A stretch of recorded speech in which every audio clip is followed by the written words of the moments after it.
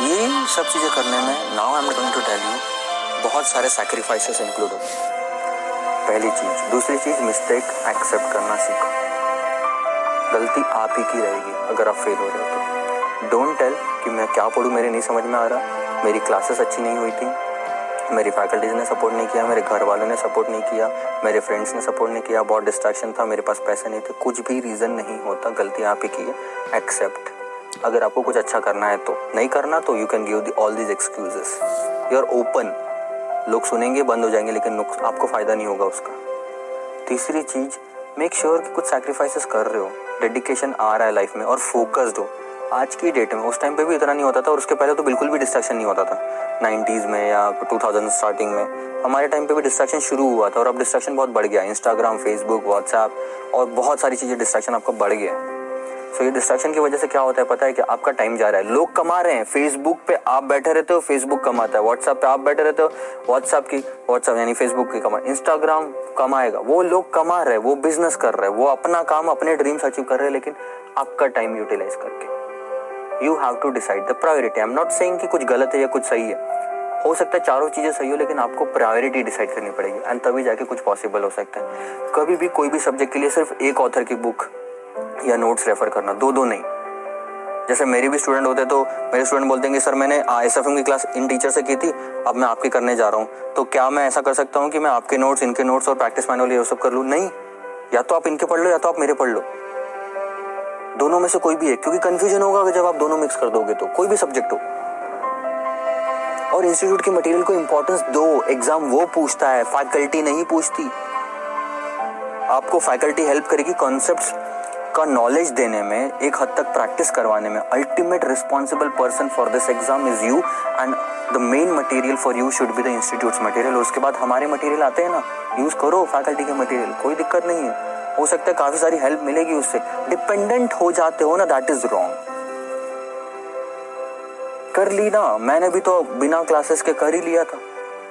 आप क्लासेस के साथ भी कर सकते हो, नहीं भी कर सकते हो, कुछ भी रीजन आप कर सकते हो, बस आपका तरीका होना चाहिए किसी चीज को करने का। और सबसे बड़ी बात, एक्सेप्ट करो कुछ ना कुछ रह गया। और सबसे और बड़ी बात बताता हूँ आपको कि आप ना पासिंग मार्क्स ना एक्सेप्ट, पासिंग मार्क के लिए तैयारी मत करो। ऐसी तैयारी होना चाहिए कि हाईएस्ट मार्क्स आए पूरे इंडिया में वो सब्जेक्ट में। और अगर आप फेल हो गए और आपको लग रहा है कि यार मैं कहाँ फेल हुआ, कहाँ गलती है, मैंने तो पूरे एफर्ट्स डाले थे, माइंड से अगर गलती से भी ऐसा लगा ना पूरे एफर्ट्स डाले थे, मैंने तो बहुत मेहनत की थी, एक सवाल सिर्फ खुद को पूछना, क्या आपकी पढ़ाई रैंक आने लायक थी? रैंक आने लायक थी? इतना कॉन्फिडेंस है आपको आपकी पढ़ाई पे या आपके पेपर पे कि रैंक आ सकता था? अगर आपको लगता आपका आंसर ना है तो आंसर आपको ऑलरेडी मिल गया, क्योंकि आपने पढ़ाई नहीं की, पॉसिबिलिटी थी, कर सकते थे। रैंक वाली पढ़ाई करो तो जाके पास तो हो ही जाओगे। अब पास वाली पढ़ाई करोगे तो नीचे जाएगा। 100% टारगेट सेट करोगे तो 80% अचीव होगा। मैंने भी 3 से 4 रिवीजन का सेट किया था, लेकिन 2 से 2.5 रिवीजन हुई मेरी भी पूरी नहीं हुई, लेकिन मैंने टारगेट इतने हाई सेट किए कि 2 से 3 भी बहुत हो गया। 4 टाइम रिवीजन का आप, 4 टाइम रिवीजन का आप सोचोगे तो 3 होगा। 100% टारगेट रखोगे तो 80% होगा। ऑन एन एवरेज जब मैंने पता किया तो वो 3 महीनों में, मई 2012 के 3 महीने पहले, मेरा average daily number of hours of study was 12.5। किसी दिन 11 तो किसी दिन 13। एक दिन ऐसा गया था जिसमें 16-17 घंटे तक मैंने खींचा था। क्यों? गुस्सा। भाई मेरे को एक दिन तो हो लाइफ में जिसमें मैं कभी लाइफ में बोल सकूं किसी को कि 17 घंटे मैंने पढ़ा है। लोग कैसे पढ़ लेते हैं 18-18 घंटे? मैंने भी कोशिश की, एक दिन पढ़ा, ज्यादा नहीं होता। अपन अभी भी वही दिमाग वाले, लेकिन डेडिकेशन बढ़ गया।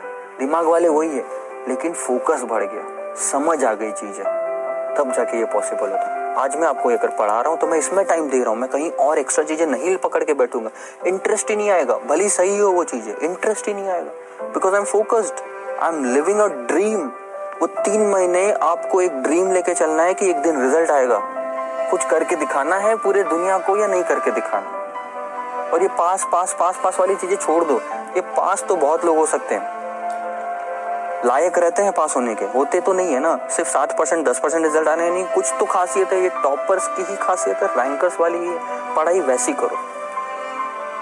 मैंने आपको वही बताया वापस कि खुद को ही आंसर सवाल पूछो कि रैंक आने लायक पढ़ाई थी, नहीं तो आपके पास इंप्रूवमेंट के स्कोप आपको पता चल गया। और आपको लगता है कि नहीं भाई मेरा तो रैंक आना चाहिए था, नहीं आया, और ऐसे में बताऊंगा बहुत कम होगा। पूछ के देखो खुद को। Go with the rankers interviews on internet to know how they are studying. You will get lot of information. मेरे ही जस्ट 6 महीने पहले या मेरी साथ में सेम एज का पवन साडा is all over India second ranker from Nagpur. एक अटेम्प्ट पहले वो सेकंड रैंकर आया था नवंबर 2011 में, आई थिंक सो। मैं उनके इंटरव्यूज पढ़ता था, भले ही वो शायद एज में थोड़े छोटे भी, एग्जैक्टली नहीं पता, तो सेम भी होंगे, लेकिन मैं उनके इंटरव्यूज पढ़ा हूँ। That was a motivation for me, because एक रैंकर अगर ऐसे पढ़ के रैंक ला सकता है तो मैं भी ऐसे पढ़ूंगा, तो चांसेस बढ़ जाते हैं आपके। रैंक तो नहीं, पास तो हो सकते, थोड़े बहुत तो मार्क्स आ सकते हैं ऐसा। So please follow few things that is very important for you.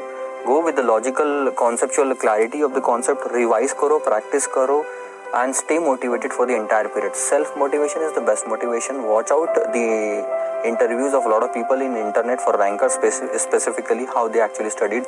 Watch out how a failure did something, because वो ज़्यादा inspire करता है आपको.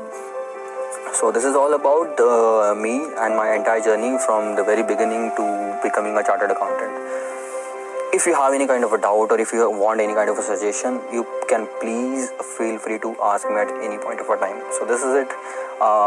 This is Mayank Kothari. Bye bye.